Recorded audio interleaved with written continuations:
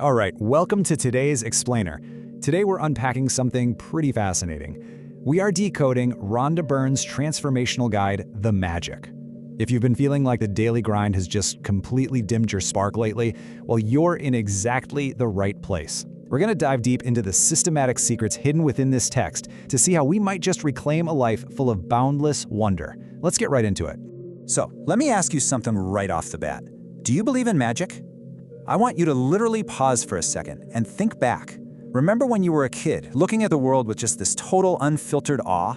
Everything felt thrilling. A weirdly shaped rock on the sidewalk was a treasure. Losing a tooth meant you were getting a visit from the tooth fairy. You'd spend weeks, eagerly counting down to Christmas, completely believing that reindeer could fly and that absolutely anything was possible.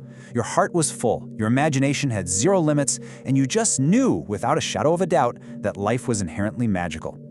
But then, it's a pretty stark contrast now, right? On one hand, we had that boundless joy of childhood, where, honestly, a lost tooth was a literal cash payout. But on the other hand, adulthood. Somewhere along the line, we grew up. The endless bills, the overwhelming stress, the daily responsibilities, they all acted like a pin just popping our balloon of happiness. All that childlike wonder kind of deflated. We became disillusioned, and the magic we used to feel in our bones just seemed to vanish into thin air. Honestly, it's why we often find ourselves hanging around kids, just to get a tiny, fleeting glimpse of that feeling again. But here's the really wild revelation from Rhonda Byrne's text. The magic you believed in as a kid, she argues it's absolutely real. It's our disillusioned adult perspective that's actually false. The magic never actually left the world, it just got hidden from us. Basically, we misplaced the key to finding it. The book suggests that life is supposed to be way more awe-inspiring and joyful than whatever you're experiencing right now. And the promise is, once you learn exactly what to do to bring it back, you're gonna wonder why you ever stopped believing in it in the first place. Okay, so to find that missing key, we actually have to travel back a couple of thousand years to a mystery that has confused people for centuries. Listen to this line from the Gospel of Matthew. Whoever has will be given more, and they will have an abundance. Whoever does not have, even what they have will be taken from them. Let's be totally honest here. At first glance, that sounds incredibly unfair, right? It sounds like the rich get richer and the poor get poorer. But it turns out, this is a massive puzzle. There is a hidden, missing word. And that missing puzzle piece? Gratitude. When you insert that one hidden word back into the text, the entire meaning completely flips. It suddenly reads, whoever has gratitude will be given more, and they will have an abundance. Whoever does not have gratitude, even what they have, will be taken from them. In an instant, it goes from this harsh, unjust rule to a really beautiful, empowering promise. If you're grateful, you prosper. If you aren't, you lose the blessings you already have. What's super fascinating is that this isn't just an isolated idea from one ancient text. The book points out that this is recognized all across the globe. For example, the Quran echoes the exact same powerful promise. If you are grateful, you'll be given more. The text also highlights that this core principle spans major world beliefs, from the Buddha, who taught there's no cause for anything but gratitude, to Krishna, all the way to the traditions of indigenous cultures worldwide. It's framed as a fundamental law of human existence. And Byrne takes it a step further, arguing this principle isn't just spiritual, it's baked into the very mechanics of how the universe operates. It all comes down to the universal law of attraction, which simply states, like attracts like. Since you are energy, whatever you think and feel acts like a giant magnet. So if you're constantly thinking, I don't have enough money, or I'm so stressed, you're just attracting more lack and frustration. But if you think, I love my family, or today was awesome, and you genuinely feel that, the law of attraction dictates you literally have to attract more of those amazing experiences back to you. You can even ground this concept in hard science. Just think about Newton's third law of motion. Every action has an equal and opposite reaction. When you apply this scientific law to the concept of gratitude, it's honestly kind of mind-blowing. The action of giving thanks always, without fail, produces an equal and opposite reaction of receiving. And here's the kicker. The amount you receive is perfectly equal to the amount of gratitude you put out there. It means the simple act of saying thank you sets off a literal chain reaction. And we see this reflected in some of the greatest minds in history. People like Leonardo da Vinci, Martin Luther King Jr., Mother Teresa, they all heavily practice this. But let's look at Albert Einstein for a second. His discoveries completely changed how we understand the universe. Yet when people asked him about his massive achievements, he didn't boast. He just thanked others. The source material notes that Einstein gave thanks to the people who came before him over 100 times a day.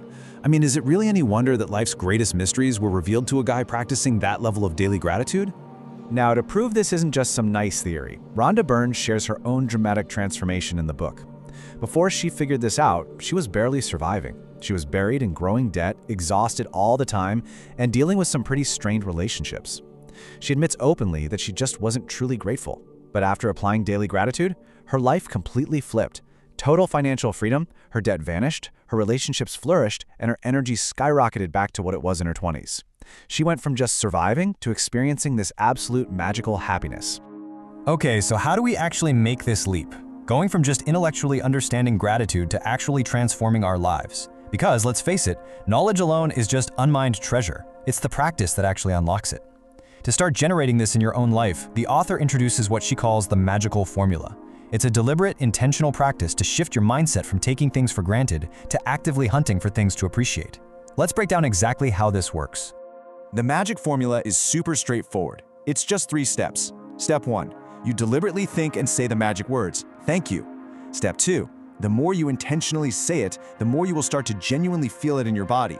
And step 3, the more sincere gratitude you feel, the more abundance you're going to receive. The absolute secret sauce here lies in the feeling.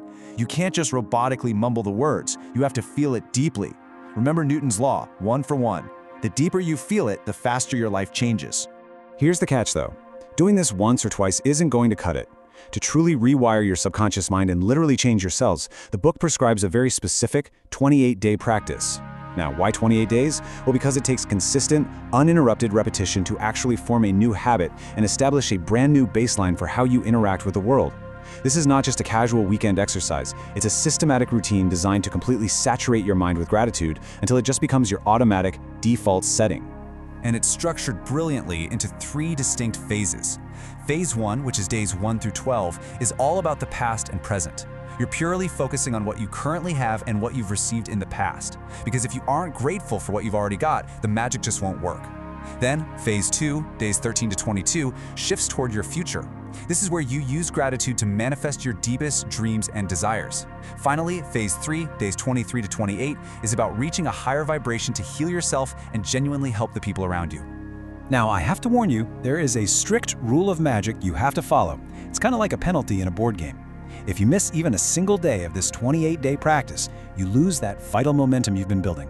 So, to ensure the magic keeps flowing and the habit really takes root, the rule is, if you skip one day, you must go back 3 days and start again from right there. It definitely requires dedication, but hey, the payoff is a completely transformed life. If you actually commit to this lifestyle, Byrne promises you'll open up a pathway to just endless possibilities. She says you'll start waking up every single morning genuinely excited to be alive. It's not that your challenges will just magically vanish, but you will instantly know exactly how to overcome them. That heavy disillusionment of adulthood, it lifts, and the magic returns. And honestly, it becomes way more incredible than the magic you experienced as a kid, because now you're the one holding the power to create it. So, that leaves us with one really big question to wrap things up. Are you ready to bring the magic back? The ancient texts, the science, and this 28-day formula all point to this one undeniable idea. Abundance is out there waiting for you, but you are the one who has to unlock the door. So think about this. If your life were to radically change exactly 28 days from right now, what are you going to be grateful for today? Thanks so much for joining me on today's Explainer, and I will catch you next time.